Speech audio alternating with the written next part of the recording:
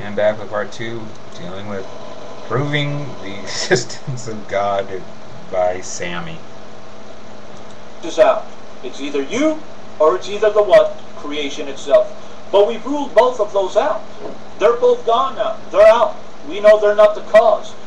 Therefore, by rationality and logic, there's only one more cause. No, again, I've already gone over this, but for those who are just catching part 2, how and why exist over here. Who exists over here? How and why are science. Who is faith? Science is agnostic on faith. Okay? Science does not either approve or disapprove of God. Okay? Science says we just don't deal with God. Okay? But what you're making the who argument, the problem is that you have a vested interest in making the who argument work. Okay? That's really what it comes down to. Okay? I have no vested interest in the who argument, except for the fact that it's not science. It's really that simple. One more person who can be looked to as the creator, and that, my friends, is God. But again, and okay. Here's where another incredible leap of faith comes into play with you. Okay, we've now moved from how and why into who, and not only have we moved into that. Okay, let's say hypothetically, just for the sake of the argument, who is real. So there is a how, why, and who. Now what you have to then do is, now that we have the who in the picture, we have to then prove who that who is. Again, you're taking another incredible leap of faith to say it's your God.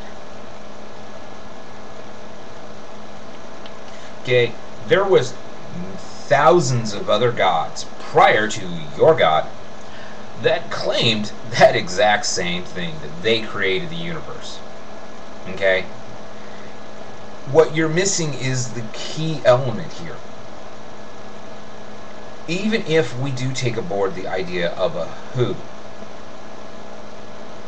then a whole new test come into play. Because then not only do you have to prove that there was, now that we know that there was a who, we have to now prove who that who was. Okay, that's what's called is a known unknown. We know that there was a who, but who that who was is unknown. Now you have to then present evidence to prove that that who is your God.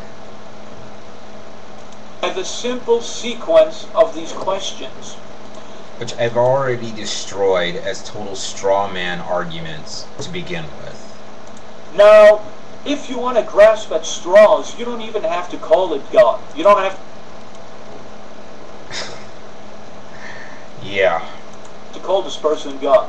But we do know a lot of things about this creator. We know that this creator exists outside time and space.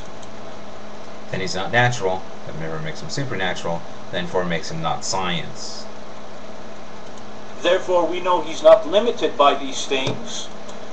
Yet we know God is limited. God apparently gained a hell of a lot more power during the New Testament,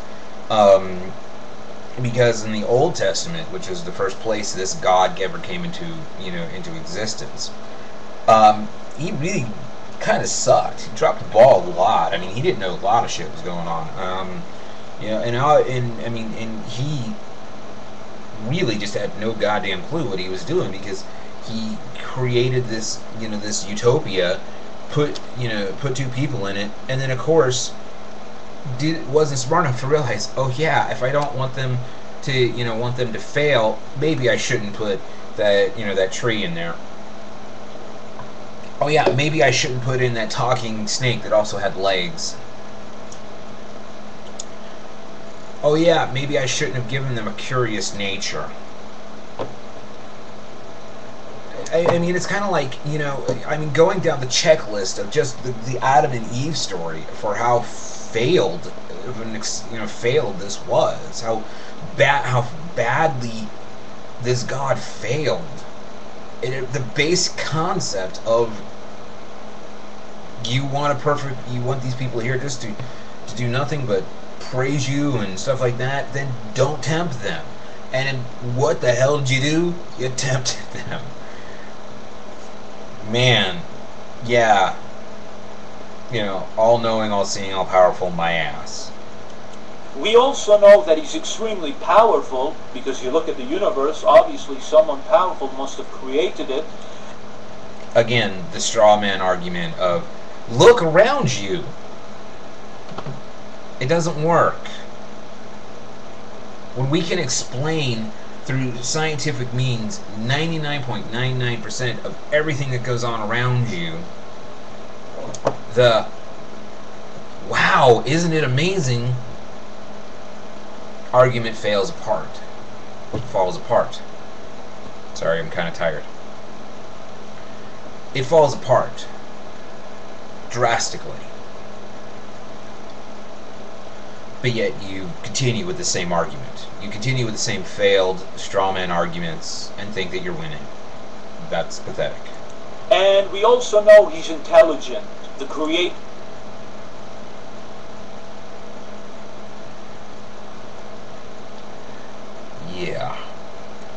is intelligent, because you look at the universe, it's not an unintelligent design. There's a design. We look for design. It's built into our hardwiring. We look for design. We seek design. The reason we seek design is because this is a survival mechanism. Have you ever looked into the clouds and seen a bunny? Or a Volkswagen? Or a dragon? Same mind shit as seeing order to the universe and thinking that it's claiming of intelligence. Everything's working. And that, my friends, is it. You see, that's it. Simple. Wow, that was your entire proof of God. Look around you. Wow, isn't it amazing? There's proof for God. Good job. By the sequence of these three questions, we're put. Question 1, fail. Question 2, fail. Question 3, fail. That is not proof of jack shit. Putting all the candidates. You see, I'm not wasting time. I'm looking at all the suspects, all the possible suspects. I've put them all in the basket, ladies and gentlemen. No, you haven't. And I'll finish this in the next, and then obviously I'm going to 3.